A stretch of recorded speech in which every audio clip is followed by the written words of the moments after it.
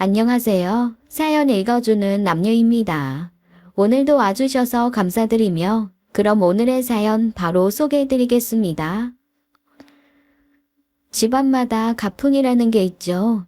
저희 친정은 그야말로 흥생흥사. 흥이 있으면 살고 흥이 없으면 죽는 집입니다. 일단 집에 식구가 3명 이상만 되면 다른 집에서 오늘 집 손님이 많이 오셨나 봐요 라고 할 정도로 시끌벅적하고 춤과 노래가 끊이지 않습니다. 명절이 오면 일단 저희 아파트의 모든 경비분들이 긴장을 하기 시작하시죠.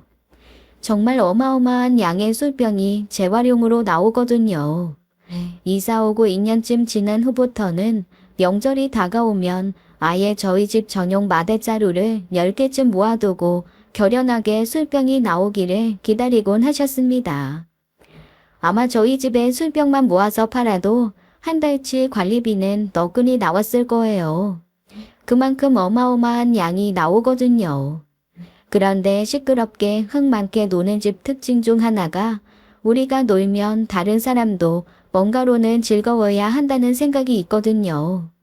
경비 아저씨들은 저희가 내놓은 병 팔아서 쏠쏠이 용돈하시면서 즐거워하시고 이웃집들은 두둑한 갈비에 각종 음식, 상품권을 받는 재미에 저희 집 잔칫날을 같이 기다려주곤 했습니다.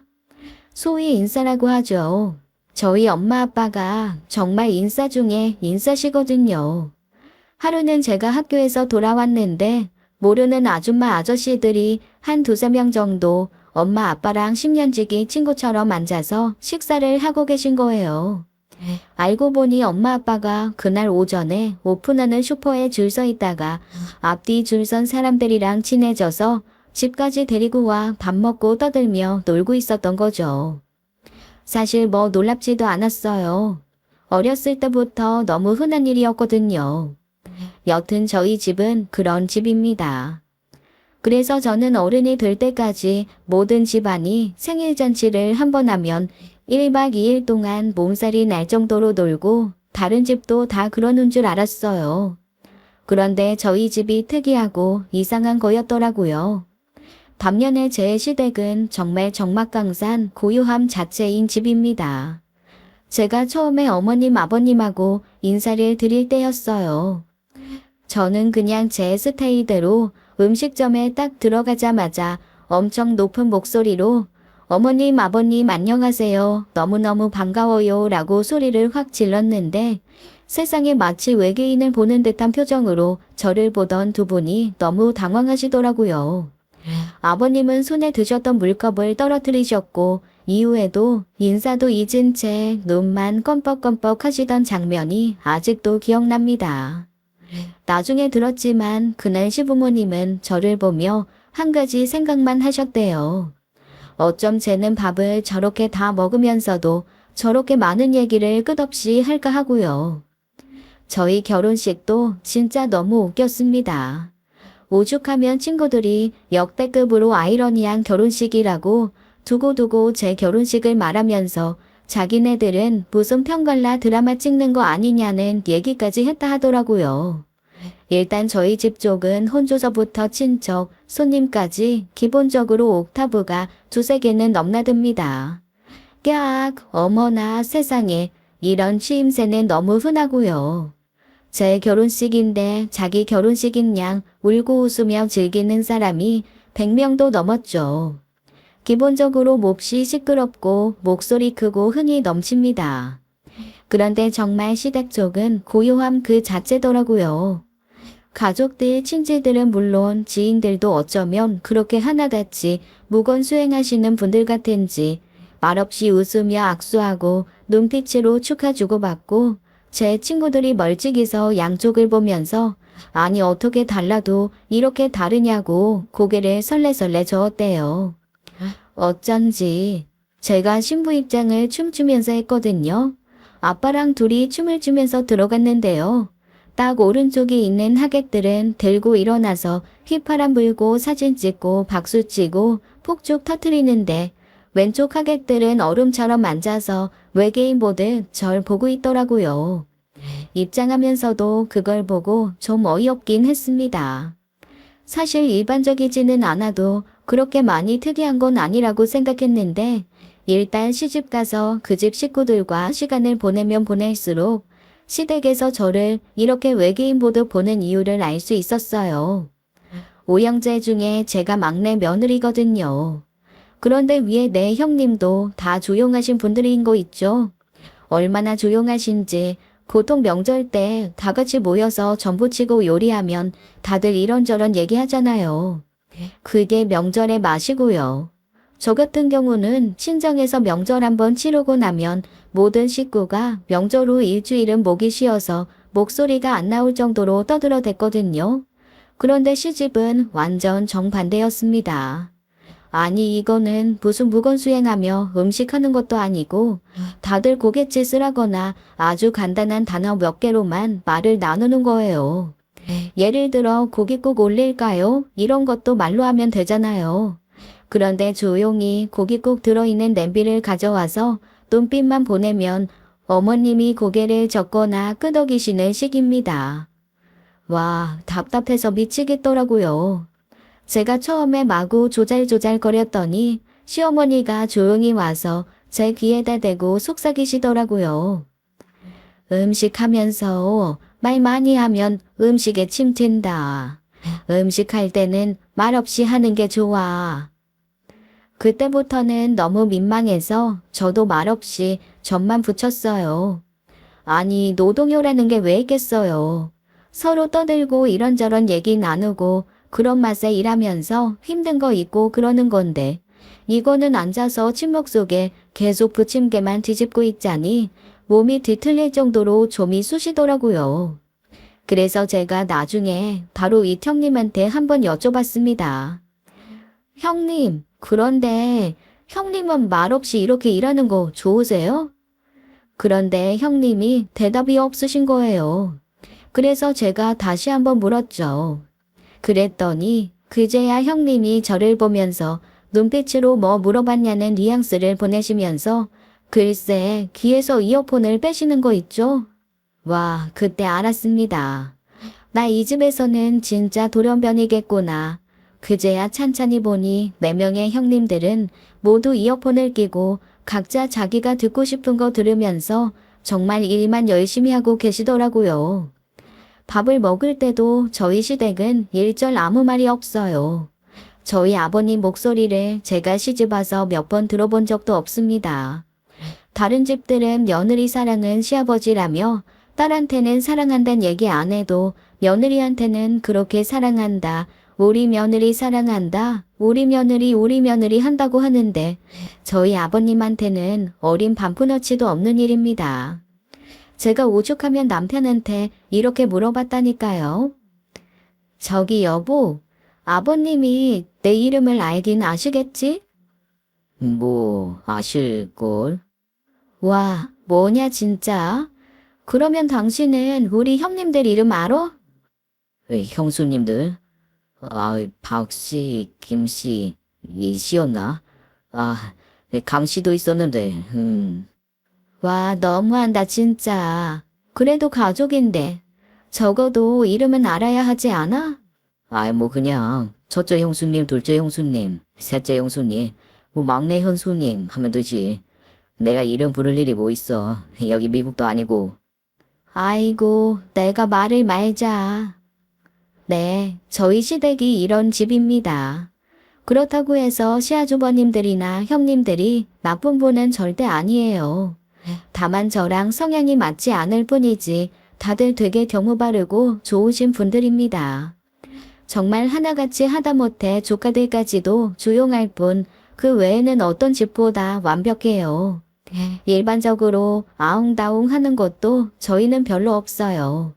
아니 서로 수다를 떨기라도 해야 말 때문에라도 감정이 상하는 일이 있는데 모이면 한 사람은 과일 깎고 한 사람은 떡이나 전병 그릇에 담고 있고 다른 한 사람은 음료수 만들고 남은 한 사람은 나르면서 무슨 군대 마냥 각자 할 일만 탁탁하니 말이 나올 것도 없고 서로 대화도 없고 그렇습니다. 그러면 다른 사람들이 가끔 물어봐요. 너무 정없지 않냐? 그 정도면 남 아니냐고 말이죠.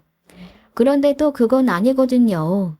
다들 속정은 있으셔서 제가 뭔가 근심 걱정 있는 것 같으면 문자도 아주 긴 문자가 오곤 합니다. 동서 표정이 안 좋던데 혹시 무슨 일 있냐, 내가 도와줄 거 있냐 이런 식으로 말이죠. 제가 이런 형님들을 인정하게 된 건 결혼 2년차 때입니다. 그때 오랫동안 고대하던 아이가 생겼었는데 얼마 안 가 계류 유산으로 잃었거든요. 나름 안정기에 접어들었다고 생각해서 양쪽 집에도 다 말해놓은 상태였고 그냥 아이를 기다리자라는 마음으로 행복하게 태교 준비를 하고 있었는데 갑작스럽게 유산이 든 겁니다. 저희 친정집에서는 제 유산을 알고 세상에 어떡하냐며 듣는 사람마다 펑펑 울고 찾아오고 난리도 아니었어요. 그런데 평생 그게 당연하고 익숙한 줄 알고 살았는데 희한하게 그때는 그게 너무 싫더라고요. 살면서 처음이었습니다. 차라리 혼자 있었으면 좋겠다라고 생각을 한 것이 말이죠. 정말 혼자 있는 시간이 너무 절실했거든요. 그런데 저희 친정이 그런 스타일이 아니다 보니까 제가 혼자 추스릴 시간을 주지 않더라고요. 혼자 있으면 더 우울할 거라고 생각하는 집이니까요. 불러내지 않으면 집으로 찾아와서 시끌벅적하게 구는데 그게 정말 너무나 힘들었습니다. 불편한 마음을 애써 감추고 일주일 정도 친정 식구들이 왔다 갔다 하는 걸 참고 있었어요. 그 시간이 지나고 비로소 혼자 있는 시간이 왔죠. 그런데 갑자기 문자가 띠링 울리는 거예요. 봤더니 제일 큰 형님이었습니다. 아주 긴 문자가 와 있더라고요. 그런데 친정 식구들이 와서 아무리 위로를 하고 앞에서 펑펑 울어도 정작 저는 눈물이 안 났었거든요. 그런데 큰형님 문자를 보고는 제가 그만 눈물샘이 폭발해버리고 말했습니다. 별다른 위로도 없었어요. 그냥 제가 너무 귀하고 좋은 사람이라는 거, 귀하고 좋은 사람이기 때문에 앞으로 더 좋은 일이 있을 거라는 그냥 그런 류의 문제였습니다. 그런데 한자 한자 얼마나 정성껏 눌러서 쓰신 게 티가 나는지 그제서야 알았어요. 우리 집 스타일처럼 말로 시끄럽게 위로하는 것도 위로지만 이렇게 뒤에서 은근하게 아궁이 불처럼 데워주는 위로가 더 필요한 때도 있구나라는 걸 말이죠. 그러면서 문자 말미에 형님이 이렇게 남겨놓으셨더라고요. 동서가 좋아하는 갈비찜이랑 도미탕수, 그리고 지난번에 추석 때 맛있다고 많이 먹었던 약과집에서 특별히 약과 주문했어. 문 앞에 놓고 가니까 조금 마음 추스리게 되면 문 열고 나가서 가져가. 세상에, 형님이랑 저희 집 2시간 반 먼 거리거든요. 먼 거리를 이 음식을 바리바리해서 갖다 놓으시면서 혹시 부담 줄까봐 제 얼굴도 안 보고 그냥 가신 겁니다. 아마 예전에 저라면 아니 뭐 이런 사람이 다 있지. 그래도 가족으로 산 세월이 몇 년인데 어떻게 얼굴 한번 안 보고 갈 수 있냐며 이해가 안 되네라고 생각했겠지만 그때는 그냥 먹거리를 가져와서 두고 간 형님이 너무 고마운 겁니다. 왜 그럴 때 있잖아요. 아무도 만나고 싶지 않은데 자꾸만 와서 수석거리면 그게 더 스트레스인 시기 말입니다. 그래서 저는 그때부터 큰형님의 팬이 되었어요. 나머지 형님들도 비슷한 스타일이셔서 큰형님이 그렇게 갈비찜과 도미탕수를 집 앞에 놓고 가신 후 이틀에 한 번꼴로 두 형님이 차례대로 제가 좋아하는 걸 집 앞에 놓고 가셨어요. 제가 결국 형님들한테 덕분에 너무 힘이 났다. 이제 기운 차릴 수 있으니 형님들 더 이상 고생 안 하셔도 된다라는 문자를 보낸 후에야 그분들의 몰래 음식 갖다 놓기는 끝이 났습니다. 그렇다고 시부모님이 무심하게 계셨다는 건 아니에요. 저는 나중에 남편한테 듣긴 했지만 제 소식을 듣고 시부모님이 처음에는 그러냐 또 언젠가는 생기겠지 라고 무덤덤하게 말씀하셨다고 하더라고요. 그런데 나중에 알고 보니 이틀을 두 분이서 몰래 오셨다고 했는데 그게 손주가 없어져서 온 게 아니라 제 몸 상할까봐 그게 걱정돼서 오셨다며 남편 통해서 제 보약을 한 채 지어 보내신 겁니다. 그래서 제가 그때는 전화를 드렸어요. 어머님, 아버님, 잘 먹을게요. 그런데 이런 보약은 저랑 같이 가서 지으시지 왜 힘들게 혼자 가셨어요? 그랬더니 어머님이 그러시더라고요. 아버님이 괜히 보약 지어 먹이면 얼른 다시 아이 가지라고 부담 주는 것 같으니 그냥 건강 챙기라는 말이랑 같이 보약이나 보내라고 하셨다고요. 그러니까 잘 챙겨 먹고 일단 네 몸부터 챙겨라.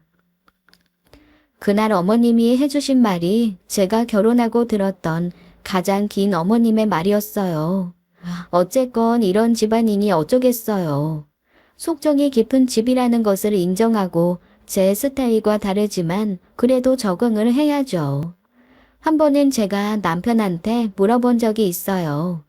아니 저런 집안에서 자라고 형이랑 형님들도 다 조용한 사람들인데 왜 저랑 결혼했냐고요. 정말 너무 궁금했거든요. 그랬더니 남편이 피식 웃으면서 그러더라고요. 저는 기억이 안 나는데 남편이 저를 본 게 대학교 축제 때였대요. 저랑 남편이 학교가 다른데 저희 학교 축제가 워낙 좀 유명합니다. 행사도 많고 먹거리도 풍부하고 초대 가수들도 대형 가수들이 많아서 동네 사람들은 물론이고 다른 학교에서도 종종 구경을 오곤 했거든요. 남편도 친구들 등살에 어쩌다 오게 됐던 거죠. 남의 학교 축제를 구경 가는 것도 처음이고 자기는 너무 시끄러워서 얼른 집에 가고 싶다라고 생각만 하고 있었는데 갑자기 저쪽에서 더 시끄러운 소리가 들리더랍니다. 자기도 모르게 고개를 돌렸는데 글쎄 테이블 위에서 제가 오징어를 양손에 들고 훌라춤을 추고 있었대요. 와, 저 여자 엄청 취했네라며 봤는데 놀랍게도 전혀 취하지 않았더래요. 남편은 그때 문화적 쇼크를 받았다고 하더라고요. 아니 맨정신에 저렇게 놀 수 있단 말이야? 대체 저 여자는 뭐지? 그런 호기심으로 저를 보다가 저희 학교 선배한테 연을 대서 소개해달라고 했다더라고요. 와, 저는 그것도 모르고 선배가 저한테 축제 때 저한테 반한 엄청 괜찮은 다른 학교 남학생이 있는데 한번 만나보자 해서 무지 설레면서 소개팅에 나갔었거든요. 사실 학교 내에서 남자친구 하나 만들고 싶었는데 제 오징어 춤과 그 외 다양한 사건들이 몇 번 반복되다 보니 아무도 저를 여자로 봐주지 않더라고요. 그래서 옳다구나 이번 연애 때는 최대한 내 모습을 숨겨보자 하고 연애하는 동안 내내 본능을 억제하느라 몹시 애썼는데 제 본연의 모습을 처음부터 보고 그게 궁금해서 만났다는 얘기를 듣고 좀 허탈했습니다. 여튼 그렇게 사랑을 하고 결혼했으니 해피엔딩인 걸까요? 아니 대체 어떤 남자가 오징어 들고 테이블 위에 올라가서 훌라춤 추는 여자한테 반할 수가 있대요?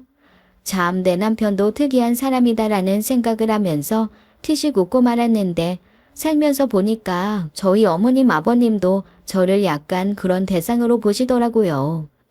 며느리가 아니라 뭔가 개그 프로그램에 나오는 개그맨을 보는 느낌이랄까? 아니면 공연을 보는 느낌으로 저를 보시는 게 확연히 느껴질 때가 있었습니다.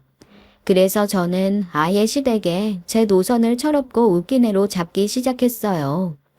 그게 시댁에서 막내 며느리로 살아남는 저의 방법이었거든요. 그렇게 시간이 흘러 어느덧 결혼 10년차가 됐습니다. 처음 아이를 잃은 후로 다시는 아이가 생기지 않았고 어머님 아버님도 저에게 그렇게 큰 부담을 주지 않으셨어요. 남편과 저는 아이 없이 사는 것도 삶의 또 다른 방법이겠다라는 데 서로 의견을 모았습니다.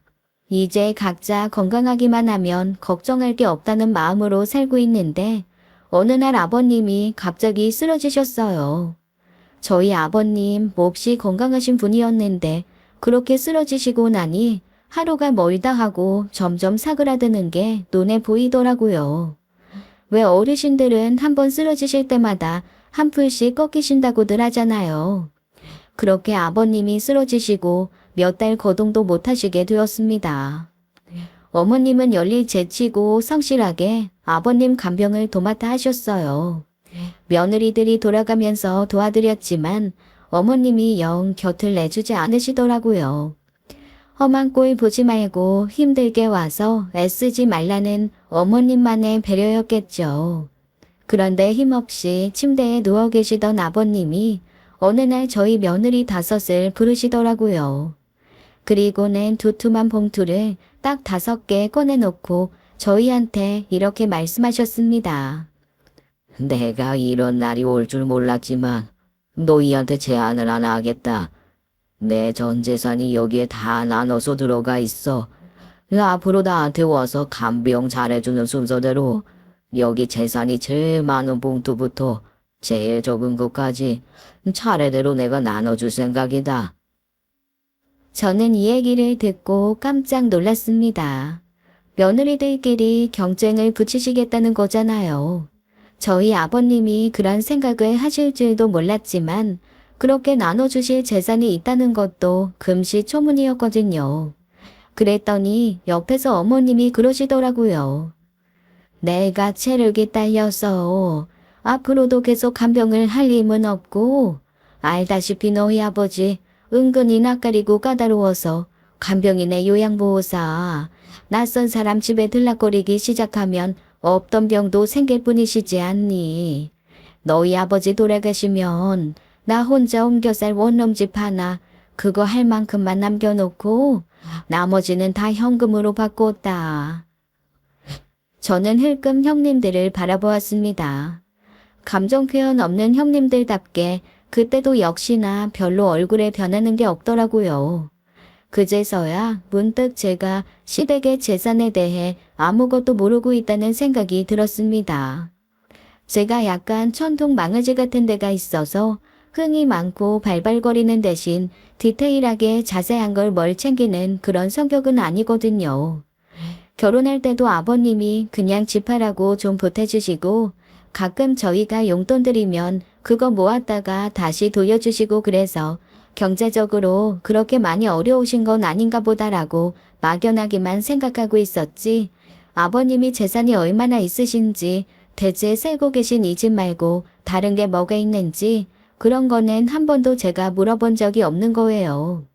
그래서 남편한테 슬그머니 물어봤습니다. 혹시 아버님이 재산이 좀 있으셔? 그랬더니 남편도 고개를 갸웃하면서 그러는 겁니다. 글쎄, 뭐 엄마 아빠랑 대화가 많이 없어서 내 재산이 얼마큼 있는지는 모르겠는데 그런데 이때까지 자라면서 우리 오형제들이 하고 싶은 거 돈이 없어서 하지 못했던 건 없었던 것 같아. 그리고 늘 부모님께 도움을 요청하면 뭐 어느 정도의 돈을 도와주시곤 그랬어. 왜 우리 집 할 때도 글버 모아 2천 부족했는데 엄마 아빠가 도와주셨잖아. 순간 인간적인 욕심이 훅 올라오면서 혹하더라고요. 생각보다 많은 유산이 있으신 거라면 간병할 만 하겠다라는 생각이 드는 겁니다. 그런데 저만 그 생각을 한 건 아니었나 봐요. 형님 4분도 아마 비슷한 생각을 하셨던 것 같아요. 아버님이 봉투 5개를 보여주신 그날 이후 시댁 문턱은 들락거리는 저희 며느리 5 때문에 반들반들해졌습니다. 저희 형님들이 진짜 과묵하신 분들이라고 했잖아요. 그래서인지 서로 언제 간다 이런 일정 공유도 없고 가보면 늘 누군가 있거나 가서 있다 보면 또 한두 명씩 들어오거나 하는 경우가 많았습니다. 그런데 이게 참 이상하게 점점 욕심이 생기더라고요. 사실 처음에는 아버님이 말씀이나 그렇게 하신 거지 뭐 돈이나 있으시겠나 싶었는데 3달 정도 지났을 때 특별 정산을 하신다면서 갑자기 봉투에서 뭔가 꺼내서 나눠주시는 거예요. 그동안 반찬이며 간식 사다 나른 둘째 형님이 50만 원을 받고 아버님 안마해드리고 이발해드린 셋째 형님이 30만 원, 집 청소 도맡아 했던 첫째 형님이 20만 원, 말벗 해드린 제가 10만 원, 그리고 아이가 아파서 거의 못 온 넷째 형님이 한 푼도 못 받는 꼴찌가 되었습니다. 아마 평소 과묵하고 말없는 성격이라 티를 안 내신 거지. 여느 여자들 같은 성격이면 서운하다. 그래도 어쩌면 한 푼도 안 주시냐. 이건 좀 너무하다고 한마디는 했을 것 같더라고요. 그런데 딱 봉투 나눠주시고 쿨하게 누워서 잠 청하시는 아버님을 보니 어라, 이거 그냥 장난처럼 받아들여야 할 게 아니겠다는 생각이 갑자기 확 드는 겁니다. 둘째 형님도 그러시더라고요. 어머, 진짜 주실 줄은 몰랐네. 내일 올 때는 소불고기 좀 해서 와야겠다. 어머 형님, 내일도 오시게요? 아유, 제가 올게요. 둘째도 이제 안 아파서 제가 좀 자주 올 수 있거든요. 아버님 아까 팥죽 드시고 싶다고 그래서 그거 해가지고 내일 오려고 했는데. 잘 됐네. 다들 오면 되겠다. 안 그래도 내일 커튼이랑 이불 빨려고 했는데 와서 대청소하고 불고기 먹고 간식으로 팥죽 먹으면 되겠네. 그럴까요? 아 형님, 새아이심 좋아하시죠? 많이 삶아올게요 그럼. 갑자기 위기감이 확 몰려왔습니다. 아니 돈봉투가 무섭긴 하더라고요. 갑자기 다들 불타오른 것 같은데 저만 가만히 있을 수 없어서 저도 모르게 번쩍 손을 들었습니다. 제가 아버님 좋아하시는 케이크 사올게요. 지난번에 그 복숭아 케이크 엄청 잘 드시더라고요. 아, 아버님 그거 진짜 맛있게 드셨던 모양이더라. 나한테도 몇 번 말씀하시더라고. 이거 팥죽도 이기고 소불고기도 이기고 복숭아 케이크 다 이기는 거 아니야? 그러게, 우리 김장해야 되나? 형님들의 말을 들으면서 긴장이 된 건 저였습니다. 아니 뭔가 표정에 변화라도 있는 사람들이어야 저게 농담인지 진담인지 알 수 있을 텐데 저희 형님들 정말 기가 막힌 포커페이스거든요. 아, 포커페이스인 걸 어떻게 알았냐면요. 그것도 제가 물색 없이 까불던 신혼 초의 일입니다. 그때도 아마 명절이었던 것 같아요. 한겨울 옷까지는 아니고 단팔 위에 조금 따뜻한 옷을 입었으니 추석 무렵이 아니었나 싶습니다. 어머님의 주의로 음식하면서 말을 하지 않는 것까지는 어떻게 견딜 수가 있었지만 정말 그 외의 시간도 침묵인 건 도저히 견딜 수가 없더라고요. 밥상 다 물리고 누군가는 설거지를 하고 누군가는 TV를 보고 한쪽에서는 조용히 신문을 보는데 그 누구의 소리도 들리지 않는 겁니다. 오직 텔레비전에서 나오는 방송 소리만 들리는데 그것도 얼마나 볼륨을 작게 해놓고 들으시는지 저도 모르게 발끝을 세워가며 조심조심 움직이고 있더라고요. 설거지를 해도 그 소리가 너무 큰 것 같아서 손가락에 힘을 빡 주고 혼자 조심조심 하는 게 너무 힘들었습니다. 혼자 앉아서 핸드폰을 보고 있는 것도 한두 시간이지 이럴 거면 왜 가족들이 모였나 싶은 거예요. 좀이 쑤시고 이건 아니다 싶어. 그래, 막내인 내가 한번 이 분위기를 바꿔보자 라는 패기로 게임 제안을 했습니다. 저희 게임 하나 해요. 제가 게임하자고 조르니까 어머님 아버님은 너무 당황하시고 형님들은 아니 무슨 이런 또라이가 들어왔지라는 얼굴로 절 보더라고요. 당연히 시아주버님들도 저를 외계인 보듯 보셨고 저 구석에서 남편만 혼자 황당한 얼굴로 킥킥킥 웃고 있었어요. 하지만 이미 뱉은 말 저는 죽이 되건 밥이 되건 단 한 판이라도 게임을 해야겠다는 일념에 가득 찼죠. 그래서 제가 제안한 게임은 마피아 게임이었습니다. 마피아 게임은 일단 포커페이스가 가장 중요하잖아요. 전체 인물 중에 마피아를 정하고 시민을 정하고 그래서 누가 마피아인지 골라내서 그 마피아를 없애는 게임이니까요. 그런데 아무리 게임이 돌아가도 그 누구도 마피아인지 모르겠는 겁니다. 정말 답답해 죽겠더라고요. 마피아 게임의 묘미는 서로 마피아라고 상대방을 의심하면서 마피아인지 아닌지 알아보는 질문들을 하다가 뭔가 단서가 잡히면 그걸 빌미로 한 사람을 막 몰아가고 그러면서 서로 헷갈리고 오해가 쌓이면서 거기서 웃음이 터지는 게 핵심이거든요. 그런데 아니 다들 말들이 없이 눈으로만 흘끗흘끗 보면서 한참 침묵 끝에 마피아인가요? 라고 물으면 아니요 라고 대답하고 그 대답을 듣고는 또 네 라고 수긍하고 바로 침묵이 이어지니 제대로 게임이 될 리가 있나요? 게다가 다들 어쩜 표정이 그렇게 아무런 변화가 없는지 저는 어떡하든 게임을 끌어가 보려고 끙끙 혼자 애를 쓰다가 30분 만에 모두 포기했습니다. 그리고 그날 집으로 돌아오는 길에 남편이 내내 파한 데서 포복 절도를 하며 자기 평생 웃을 거 다 웃었다고 앞으로 살면서 전혀 웃는 일이 없더라도 이해해달라며 배를 잡고 눈물까지 흘리며 웃더라고요. 연애 기간 결혼 생활 통틀어서 지금까지도 그때처럼 남편이 웃은 건 본 적이 없어요.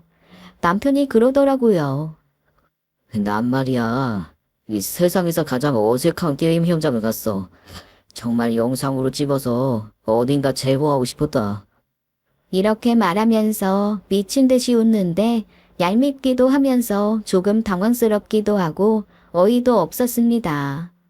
여튼 그렇게 포커페이스 완벽한 형님들이니 당초에 이 형님들이 하시는 말씀이 진심인지 아니면 저를 놀리려고 하시는 건지 그것도 아니면 진짜 다들 아버님의 상금에 관심이 커서 서로를 견제하기 위해 고도의 작전을 쓰는 건지 구분이 안 되더라고요.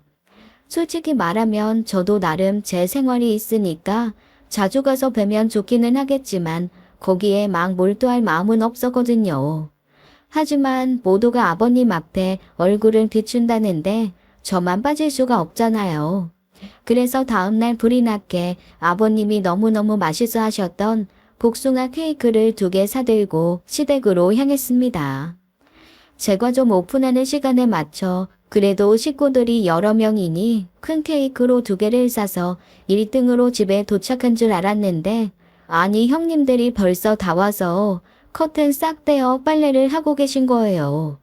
아버님은 소파에서 흐뭇하게 앉아서 과일을 드시고 계시더라고요. 막내 왔냐? 아버님, 제과점이 이제 열어서요. 아이, 괜찮다. 아이고, 복숭아 케이크 아주 기대된다. 아버님이 정말로 케이크가 마음에 드셨던 모양이더라고요.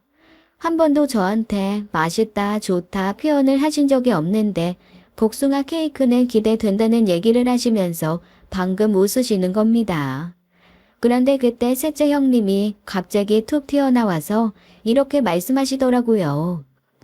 아버님, 아까는 팥죽 기대된다고 하셨잖아요. 팥죽을 더 기다려 주셔야죠. 저 새알심도 엄청 많이 삶아왔는데. 그럼. 팥죽도 기대되지. 아버님, 소불고기는 단가가 제일 비싸요. 소불고기 아까 전에 드시고 싶다고 빨리 점심시간 왔으면 좋겠다고 하셨잖아요. 아이, 그래. 소불고기도 기대된다. 세상에, 저는 무슨 경연대회에 나온 것 같은 느낌을 순간 받았습니다. TV에서 보는 트로트 경연대회 같은 거 보면 판정단 앞에서 서로 자기 음악 좋아해달라고 어필하잖아요. 딱 그런 느낌이었어요. 다행히 형님들이 날 세워 달려드신 게 아니라 웃으면서 얘기를 하셨지만 그 와중에 저는 혼자 긴장감을 느꼈습니다. 이거 막연하게 넋놓고 있다가는 정말 재산 한 푼 못 받게 생겼더라고요. 어쨌거나 그날은 얼결에 다 같이 모여 커튼이며 이불 싹 빨아 깨끗하게 정리하고 다 같이 두둑하게 소불고기로 점심 먹고 오후에는 간식으로 팥죽이랑 케이크도 먹으면서 함께 시간을 보냈습니다. 친구분들 모임에 다녀오신 어머니도 뒤늦게 합류하셔서 여자 6에 아버님까지 시댁에서는 한 번도 없었던 나름 시끌벅적한 시간을 보냈죠. 거기에 남편들이 다 퇴근하고 시댁으로 오는 바람에 마치 명절처럼 우르르 모여서 저녁도 먹고 헤어졌습니다. 집으로 오는 길에 남편이 묻더라고요. 아니, 아까 갑자기 큰형이 전화 와서 다들 본가에 있다고 와서 저녁 먹으라 해서 가긴 했는데 뭐야, 무슨 일이야? 몰라 나도 얼결에 그렇게 됐어. 그러면서 남편한테 자초지종을 말했더니 남편도 고개를 갸웃하더라고요. 부모님한테 진짜 어디 숨겨둔 재산이 있나 이러면서 골똘히 생각에 잠기는 것 같더니 슬그머니 그러는 겁니다. 이 형수님들이 이런 거에 불타오를 성격들이 아닌데 진짜 있긴 한가 보네. 우리 아버지 어머니 재산이. 아, 그 소리를 듣는데 왜 제 마음속에 오래 꾹꾹 숨겨 눌러두었던 승부사의 기질에 불이 당겨진 것 같은 느낌이 들었을까요? 이건 재산을 얻기 위한 도전이 아니라 그냥 형님 넷을 이기고 싶다는 열망이 불타오르는 느낌이었습니다. 그동안 나만 좀 겉도는 성격의 사람이라는 생각에 이유 없이 기죽어 있을 때도 있었는데 흥생흥사, 흥 넘치는 제가 제대로 마음먹으면 얼마나 신나게 많은 것을 할 수 있는지 제대로 한번 보여주고 싶더라고요. 저 나름 학교 다닐 때 미술 동아리도 했었고 연극 동아리도 했었고 봉사활동으로 구연동화 선생님도 오래 한 레크레이션 전문가거든요.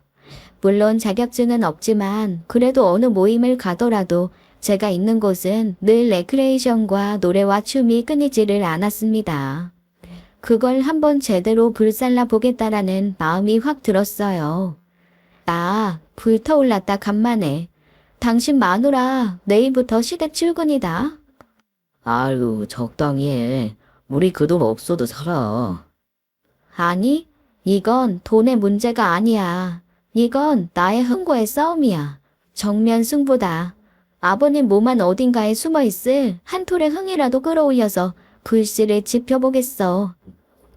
제가 주먹까지 쥐며 불끈하니 남편이 고개를 설레설레 저으며 마음대로 하라고 하더라고요. 이미 한번 꽂힌 저를 말릴 수는 없다고 생각한 거죠. 그 다음부터는 저는 거의 매일 아버님을 찾았습니다. 그리고 아버님 컨디션이 좀 괜찮으신 날에는 훌쩍 모시고 동물원도 가고 놀이공원도 갔어요. 요즘 동물원이랑 놀이공원은 시스템이 좋아서 오히려 휠체어에 태워 모시고 다니기가 정말 좋거든요.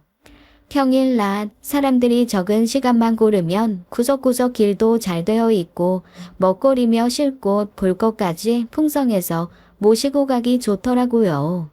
아니나 다를까 동물원에 도착한 아버님은 처음에는 좀 당황하시더라고요. 동물원이라는 곳을 와본 지 50년도 더 된 것 같다며 이 나이에 여길 올 거라고는 생각도 못 하셨다는 겁니다. 그러면서 얼마나 아이처럼 좋아하시던지 예전 동물원과 너무 다르다고 아니 어떻게 저렇게 생긴 애들이 다 있냐며 하나하나 보며 신기해하시고 행복해하셨어요.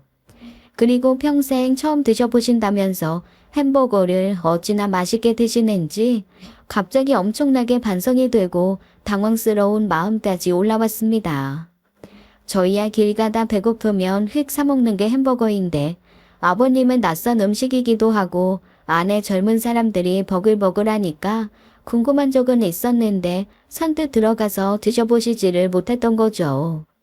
자식들도 자기들이나 먹을 줄 알았지 부모님이 햄버거를 드시고 싶어 하는지 궁금해 하시는지 물어볼 일이 사실 별로 없잖아요. 그렇게 무심하게 시간이 지나가는 동안 햄버거 한번 못 드셔본 노인으로 늙으신 거죠. 아기처럼 햄버거 속을 열어 하나하나 살펴보시는 아버님을 보는데 주책맞게 왜 그렇게 눈물이 나는지 저도 모르게 슬쩍 돌아앉아 계속 눈물을 닦았습니다. 그리고 속으로 앞으로 진짜 살아계실 날이 얼마나 될지 모르겠지만 할 수 있는 한 많은 경험을 하실 수 있게 해야겠다는 생각을 했어요. 아버님은 햄버거를 하나 뚝딱 드시고 감자튀김도 절반이나 드셨습니다. 그런 아버님께 구슬 모양 동글동글한 아이스크림도 하나 사서 쥐어드렸는데 그것도 너무 신기해 하시더라고요. 그러면서 평생 말 한마디 듣기 어려웠던 아버님이 글쎄 어렸을 때 얘기를 해주시는 거 있죠. 가난했던 어린 시절 동네에 진짜 부잣집이 있었는데 그 집에 염소들이 있었대요. 그래서 그 집 아들은 늘 염소젖을 마시면서 그걸 동네 애들한테 자랑을 했는데 어느 무더운 여름날 그 당시만 해도 귀했던 꽁꽁언 얼음에 그 염소젖을 어떻게 했는지 지금으로 말하면 약간 샤베트 같은 걸 녹그릇에 담아가지고 나와 있는 대로 뻐기면서 먹었던 모양입니다. 그 더운 여름에 꽁꽁 얼린 염소젖, 그 위에 꿀까지 뿌렸으니 어린애들이 얼마나 한 입 먹고 싶었겠어요. 다들 한 입 먹겠다고 그 부잣집 아들이 시키는 걸 노예처럼 다 했나 봐요. 코끼리 코 돌라면 돌고 흙 먹으라면 먹고 그러면서 진짜 쥐똥만큼씩 얻어먹었는데 아버님은 그때도 그렇게 해석하지 먹고 싶지는 않으셨다고 했습니다. 그래서 멀찍이 떨어져서 그냥 보고만 있는데, 아이 그놈이 글쎄 와서 큰 절을 하면 한 숟갈 주겠다는 거야. 싫다고 했지. 그랬더니 나한테 다가와서 네 가난한 놈이 굽힐 줄도 모른다며 내 바라라에 그 영소젓 얼린 걸 그대로 버리대. 그걸 동네 애들이 달려들어서 흙바닥에 스며든 걸 콕 짜서 또 먹고 내라 부들부들 떨면서 서 있으니 그놈이 포화가 났는지 싹 버리고 난 그릇을 내 얼굴에 탁 털더라고. 그런데 얼굴에 떨어진 그 몇 방울이 입에 들어왔는데 세상에 정말 눈물이 나게 맛있는 거야. 어린 마음에도 아까 가서 절을 할 걸 하는 마음이랑 그게 맛있다는 생각에 절을 할 걸 이라는 생각을 하는 나에 대해 실망이 엉켜서 분하더라고. 근데 뭐 몇 년 못 가서 그 형은 세상을 떠났다. 망나니처럼 자랐는데 집에서 밀주 담그는 걸 몰래 먹다가 그게 독했는지 갑자기 갔다고 하더라고. 근데 아가, 네가 사준 이걸 먹는데 왜 갑자기 그 형이 생각나는지 모르겠다. 이 좋은 것도 못 먹고 갔구나 네가. 이런 생각이 나네. 아버님 진짜. 저 오늘 아버님이랑 놀려고 왔는데 왜 자꾸 저 울려요. 저는 또 아버님 얘기를 들으며 혼자 눈물샘이 터져서 죽죽 울고 말았습니다. 그리고 그날 아버님을 집에 모셔다 드리고 바로 빙수기계를 하나 주문했죠.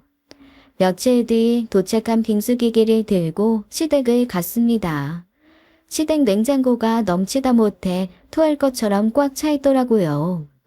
넷째 형님도 양손 가득 뭔가를 해오셨는데 냉장고 안을 보고 당황하신 듯 했습니다. 아니, 그저께 둘째랑 첫째가 와서 뭘 많이 해놓고 갔어. 우리 둘이 어떻게 다 먹니? 할 수 없죠. 시간 되면 다 오라고 해서 오늘 냉장고 비워야겠어요. 그렇게 또 저희는 얼결에 5 형제와 배우자까지 총 10명이 우르르 모이게 되었습니다. 오히려 당황한 건 아들들이었어요. 아니, 우리 집 뭔가 좀 이상해진 것 같은데. 형, 나 잘할 때보다 요즘 형 얼굴 더 자주 보는 것 같아. 나도 그래. 나한테 새삼 형도 있고 동생도 있었지 하고 요즘 깨닫고 있다. 남편들이 어리둥절해 하거나 말거나 이미 지낸 10수년 지낸 것보다 더 친해진 며느리들은 각자 냉장고를 뒤져 알아서 음식들을 차려내기 시작했습니다. 구석에 처박혀 있던 오래된 냉동 생선부터 며칠 전에 형님들이 해오신 반찬의 먹거리까지 뷔페 부럽지 않은 한 상이 뚝딱 차려지더라고요. 예전과 확연하게 달라진 건 요리를 하면서 다들 대화를 한다는 겁니다. 아무래도 서로 계속 시댁을 엇갈린 시간에 찾게 되니 겹치지 않게 뭔가 준비를 하거나 오는 날과 시간을 서로 알면 좀 더 나으니까 말을 하게 되더라고요. 음식하면서 말하지 말라고 하셨던 어머님도 저희끼리 이런저런 얘기를 하니 그 얘기를 듣다가 중간중간 끼어들기도 하시고 갑자기 생각나면 본인 얘기도 하시고 하면서 제가 한 번도 상상해 본 적 없는 대화가 있는 부엌 풍경이 만들어진 겁니다. 저녁 식탁은 아주 풍성했어요. 육해공의 모든 음식이 다양했는데 사람이 많으니까 또 그게 다 없어지더라고요. 저희 친정엄마가 세상에서 제일 무서운 게 먹는 힘이라고 하신 적이 있는데 진짜 그게 무섭긴 무서웠습니다. 저걸 언제 다 먹어치우나 했던 게 이러다가 모자라는 거 아니야? 라는 걱정이 들 정도로 순식간에 다 사라지더라고요. 식사 후에 저는 제 비장의 무기 빙수기를 꺼냈습니다. 그게 뭐냐고 묻는 형님들에게 며칠 전 아버님과 다녀온 동물원 얘기를 하면서 염소젓 아이스크림 얘기를 해드렸어요. 그런데 제 얘기를 듣고 형님들이 또 눈물을 보이시는 게 아니겠어요? 전 저희 형님들이 감정 제로인 사람들인 줄 알았는데 아니었더라고요. 그리고는 또 말없이 다들 일어나서 그릇 준비하고 얼린 우유에 연유 꺼내오고 어디선가 과일 통조림도 꺼내서 따시더라고요. 제가 혹시 몰라서 팥은 삶아왔거든요. 취향껏 얹어 드시라고 큰 그릇에 하나 담고 일단 아버님의 추억의 맛을 만들어 드리려고 언 우유를 정성껏 갈아 폭신하게 그릇에 담고 꿀 대신 연유를 살살 뿌렸습니다. 그리고 아버님께 갖다 드렸죠. 아버님, 오늘의 후식이에요. 아버님 눈이 휘둥그레 커지시더라고요. 이게 뭐냐고 해서 염소젓 대신 우유로 만든 추억의 아이스크림이라고 했더니 왜 또 아버님까지 눈이 벌디지시는 건지. 제가 의도한 건 이게 아니었는데 말입니다. 아버님이 천천히 한 숟가락을 드시고는 말없이 또 한 숟가락을 드시더라고요. 그리고는 고개를 끄덕이시며 그러시는 겁니다. 아이고, 불쌍한 놈. 이런 며느리도 못 보고 갔어, 그 형. 아가, 고맙도 고마워. 그리고는 천천히 그걸 다 드시더라고요. 아들들은 영문도 모른 채 눈만 꿈뻑이고 있고 저한테 얘기 다 들은 형님들은 한쪽에서 훌쩍이고 있는 기이한 풍경이 이어졌습니다. 계속 저한테 눈짓으로 뭐냐고 묻는 남편한테 나중에 얘기해주겠다고 하고 신나게 빙수기계 돌려 한 그릇씩 나눠줬어요. 꽤 많이 삶은 팥도 동이 나고 연유도 동나고 우유 간 것도 싹 먹고 나니 그제야 뿌듯함이 밀려오더라고요. 그렇게 또 잔치처럼 시끌벅적한 시간을 보내고 집으로 돌아오는 길, 궁금함에 얼굴이 폭발할 것 같은 남편에게 자초지종을 얘기해 줬는데 저는 이 남자가 우는 거 처음 봤어요. 아니 울다 운전이 안 돼서 차를 길 옆에 세우고 대성통곡을 하더라고요. 오히려 당황한 건 저였죠. 열심히 달래는 제게 남편이 그러더라고요. 정말 고마워. 자식보다 낫다. 진짜 내가 평생 잘할게. 그런 남편을 보니 또 제 안에 뭔가가 꿈틀거리더라고요. 내가 만족할 때까지 어디 한번 끝까지 잘해보자는 그런 마음이랄까요. 그런데 저만 그런 마음을 먹은 건 아닌 것 같더라고요. 그 이후로 형님들의 이벤트도 몹시 다양해졌습니다. 놀이공원과 동물원은 없었지만 예쁘게 꾸며진 정원이 멋있는 카페나 호수가 예쁜 산책길 등 아버님은 평생 다니셨던 것보다 훨씬 다양한 곳으로 여행을 다니는 분이 되었어요. 그러다 보니 집에만 계실 때보다 확실히 더 기운이 나시는 것처럼 보였고요. 가끔 시어머니도 동행을 했고 또 때로는 어우렁더우렁 식구들이 모두 함께 가는 경우도 있었습니다. 한 번은 저희 셋째 형님이 아버님 모시고 가려고 프라이빗한 수영장이 있는 펜션을 예약했다는 거예요. 그런데 거기 기준 인원이 20명이라면서 올 사람은 오라고 연락을 돌리셨더라고요. 어쩌다 보니 또 우르르 다 같이 가게 되었죠. 저는 무슨 펜션이 20명이나 들어갈 수 있지라고 생각했는데 보니까 회사나 그런 곳에서 세미나 같은 거 하려고 빌리는 엄청 큰 독채 펜션이더라고요.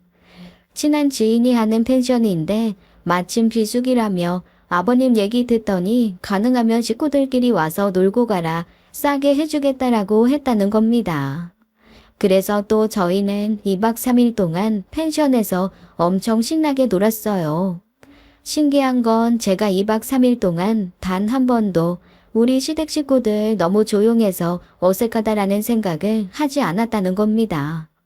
저희 친정 따라가려면 멀었지만 그래도 대화가 끊이지 않고 웃음이 끊이지 않고 제가 게임을 하면 모두 적극적으로 임해주었어요. 세상에 마피아 게임이 되더라니까요. 서로 편갈라서 어머님 아버님을 심판으로 두고 스포츠 게임도 하고 따뜻하게 온 숲을 채워서 다 같이 물에 둥둥 떠서 놀기도 했습니다. 당연히 바베큐도 하고 캠프파이어까진 아니더라도 모닥불 피워놓고 이것저것 구워 먹기도 했어요. 어머님이 그러시더라고요. 맨날 TV에서만 보고 저런 거 하는 사람들은 특별한 사람들일 거라 생각했는데 자식들 덕에 이런 호강을 다 한다고 말이죠. 그 말을 듣는데 갑자기 다들 좀 숙연해졌습니다. 사실 저희는 이래저래 많이 놀러 다녔었잖아요. 그런데 부모님들은 오히려 저희가 모시고 다니는 그 모든 것들이 다 첫 경험인 경우가 많았습니다. 제가 사드린 햄버거가 아버님의 첫 경험이었던 것처럼 온수풀이 채워진 펜션도, 케이블카를 타고 올라가 보는 멋진 산도, 꽃이 가득 피어있는 공원도, 안개가 내려앉아 촉촉한 숲 산책길도 어머님 아버님은 모두 처음이시더라고요. 남편이 한번 저한테 그런 적이 있어요. 나는 내 모든 경험을 엄마랑 아빠가 만들어줬다고 생각했는데 왜 엄마 아빠의 나이 들었을 때 경험을 내가 만들어줘야 된다는 생각은 못했을까? 형수님들이랑 당신 덕에 그거를 깨달을 수 있게 돼서 너무 감사해. 정말 정말 고마워. 저도 새삼 아버님이 재산을 걸고 서로 경쟁을 시킨 거긴 하지만 이걸 계기로 스스로가 한 뼘 더 큰 것 같다는 느낌을 계속 받고 있었거든요. 사실 저희 친정엄마 아빠는 자식들보다 훨씬 더 젊게 사시는 분들입니다. 항상 보면 최신 전화기도 제일 먼저 바꿔서 갖고 계시고 뭐가 유행한다 해서 엄마 아빠한테 말해드리면 이미 엄마 아빠는 해보신 경우가 더 많았거든요. 성격이 그러시니 굳이 저희가 챙겨드리지 않아도 알아서들 척척 하시는데 저희 시부모님은 그게 아니셨던 거죠. 둘러보면 저희 엄마 아빠가 특이한 거고 저희 시부모님이 일반적인 부모님의 모습일 텐데 제가 그동안 특이한 친정 덕에 좀 무심했다 싶은 생각도 들었습니다. 아니야, 지금이라도 알았으니까 됐지. 우리 앞으로는 좀 더 잘해드리자. 남편과 그렇게 매일매일 다짐하며 저희는 어느샌가 서로 경쟁하는 걸 잊고 함께 노는 재미에 뒤늦게 맛이 들려 하루가 멀다 하고 모이기 시작했습니다. 형님들도 한번 그러시더라고요. 이제는 누가 얼마를 받는지 그런 거 별 상관도 없어졌어. 그러니까요. 형님, 이쯤 되면 그냥 n분의 1 해야 되는 거 아니에요? 아니 이거를 계산하는 것도 너무 힘드실 것 같은데. 그래도 이 중에는 누군가 하나 내가 1등이다 생각하는 사람 있을걸? 그럼요, 있겠죠. 저는 또 그럴 때 빼지 않는 성격이거든요. 조용히 손을 들었습니다. 저 아닐까요? 어머 무슨 소리야. 동서가 이벤트를 좀 자주 하긴 했지만 객단가 비싼 건 내가 제일 많이 했다고. 맞아. 셋째가 많이 했지. 어머 형님, 저도 많이 했어요. 그래. 둘째도 많이 했지. 아버님이 이거를 다 어떻게 계산하실지 모르겠네요. 아유, 몰라. 나는 이미 순위권 밖이야. 첫째 형님의 한탄 같은 말에 한바탕 웃었습니다. 그렇게 시간이 지나 반년쯤 흘렀을 때였어요. 집에서 혼자 설거지를 하고 있는데 자꾸만 뭔가 쎄한 느낌이 들더라고요. 괜히 불안하기도 하고 마음도 복잡하고 말이죠. 그래서 내일 아침 일찍 아버님한테는 가봐야겠다는 생각을 하며 잠이 들었는데 그날 새벽 어머님께 전화가 왔습니다. 아버님이 자는 듯 돌아가셨다고 하더라고요. 그 전날 불안했던 느낌이 이거였나 보다 싶은 생각이 들어 왜 그런 느낌이 드는 순간 당장 아버님께 뛰어가지 않았을까 혼자 자책하는 마음이 들면서 눈물만 한없이 흘러내렸어요. 이미 아버님이 편찮으신 거 알고 있었고 돌아가실 거라는 것도 알고 있었지만 죽음이란 준비를 한다고 해서 괜찮아지는 게 아니더라고요. 그래도 형님들과 시아주버님들이 든든하게 버티고 계셔서 무사히 장례를 잘 치를 수 있었습니다. 장례식도 저희는 몹시 화기애애했어요. 오시는 아버님 친구들, 지인들마다 저희를 붙들고 어쩜 이렇게 복이 많으셔서 자식보다 나은 며느리를 5이나 두셨는지 모르겠다고 저희 손을 놓지 않은 채 엄청 칭찬들을 하시면서 가시더라고요. 처음에는 이게 대체 무슨 일인가 싶었는데 나중에 어머님이 그러시는 겁니다. 평소 과묵해서 쟤는 혀가 없다라는 놀림까지 받을 정도로 친구들 사이에서도 말이 없는 아버님이셨는데 언젠가부터 그렇게 수다스럽게 며느리들 자랑을 하셨다고 해요. 다들 너무 부러워하고 세상에 그런 며느리들이 세상에 어딨냐며 아버님은 친구들 사이에서 정말 며느리 복 넘치는 사람으로 엄청 유명하셨다고 하더라고요. 그래서 다들 오셔서 그렇게 저희를 붙들고 훌륭한 며느리들이라며 칭찬들을 하셨던 모양입니다. 어떤 분은 글쎄 주머니에서 쌈짓돈을 꺼내 저희 5한테 용돈까지 주려고 하셨다니까요. 그렇게 장례가 끝나고 열흘쯤 지났을 때 어머님이 저희 며느리들을 다 불러 모으셨어요. 그리고는 저희한테 봉투를 꺼내서 내미시더라고요. 이미 장례 치르면서 까맣게 잊고 있었던 아버님의 봉투였습니다. 아버님이 돌아가시기 전에 순위 다 정해놓고 가셨다. 순위를 정하셨다고요? 제가 깜짝 놀라서 물었습니다. 어머님이 빙긋 웃으시면서 저한테 봉투를 하나 주시더라고요. 막내 네가 1등이야.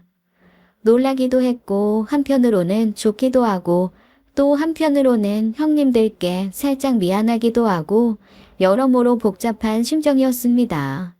그래서 흘낏 형님들을 봤죠. 그런데 저희 형님들 표정에 또 아무런 변화가 보이질 않는 겁니다. 좀 친해져서 어느 정도 표정을 읽을 수 있겠다라는 생각을 했었는데 다시 아무 표정을 읽을 수 없는 얼굴로 생글생글 웃으면서 저를 그냥 보고만 계시더라고요. 어서 봉투 열어봐. 얼마나 받았는지 한번 구경이나 하자. 큰 형님의 말씀에 조용히 봉투를 열었습니다. 그런데 봉투 안에 들어있는 건 돈이 아니었어요. 손바닥에 탁탁 털어봤더니 평소 아버님이 많이 아끼시던 오래된 시계와 아버님이 새끼손가락에 늘 끼고 다니시던 작은 보석이 박힌 반지, 그리고 편지 한 장이 들어있었습니다. 편지에는 저에 대한 고마움이 구구절절 담긴 꼭꼭 눌러 쓴 아버님의 글씨가 가득했어요. 이미 첫 문장을 읽자마자 눈물이 터져서 대체 이게 무슨 말인지 나중에 자세하게 읽으면서 알았지만 아버님은 제게 제 덕에 절간 같았던 집이 시끄러워지고 그 덕에 아버님이 살면서 가장 많이 웃으며 갈 수 있었다고 하셨습니다. 우리 며느리 너무 사랑하고 고맙다며 특히 놀이공원 데려가줘서 행복했고 우유로 만든 아이스크림 만들어줘서 고맙다고도 쓰여 있었습니다. 어머님은 나머지 형님들에게도 봉투를 하나씩 주셨습니다. 공동 2등이라고 하시면서요. 형님들 봉투에는 저와 마찬가지로 형수 아버님이 갖고 계시거나 쓰셨던 것들이 하나씩 들어있었고 편지도 하나씩 있었습니다. 제가 눈물 콧물 흘리며 형님들한테 이게 뭐냐고 형님들 알고 있었죠 라고 했더니 형님들이 그러시더라고요. 어머님 아버님이 숨겨놓은 재산이 어딨어. 처음에 아버님이 그렇게 말씀하실 때부터 우리들은 다 알았지. 목돈 모이는 족족 조금 어려운 것 같은 자식들한테 슬그머니 밀어주셨잖아. 우리도 다 알지. 그러면서 저를 꼭 안아주시는 겁니다. 아버님 덕에 동서가 이렇게 좋은 사람인 걸 더 잘 알게 됐고 또 동서 덕에 이렇게 식구들끼리 우애 있게 사는 법을 알게 됐으니 아버님이 참 멋진 유산 물려주고 가신 것 같아. 그치? 그 말에 또 감동받아서 꺽꺽 울었죠. 그렇게 아버님이 저희를 경쟁시킨 덕에 저희는 지금도 일주일에 한 번은 모여서 시끌벅적하게 밥을 먹고 분기별로 한 번씩은 다 같이 여행을 가서 더욱더 시끄럽게 노는 가족이 되었습니다. 이제는 저희 친정보다 훨씬 흥 많은 가족이 되었어요. 그럴 때마다 한 번씩 아버님이 몹시 보고 싶습니다. 이 다음에 하늘나라 가서 만나면 저한테 그러시겠죠. 너 없어서 이 하늘나라가 너무 쓸쓸했다고 말입니다. 아버님이 그곳에서도 행복해 하시면서 이 다음에 제가 갔을 때 반갑게 맞아주셨으면 좋겠어요. 지금까지 사연 읽어주는 남녀였습니다. 끝까지 함께 해주신 여러분 감사드리며 저희는 다음 사연으로 돌아올게요. 감사합니다.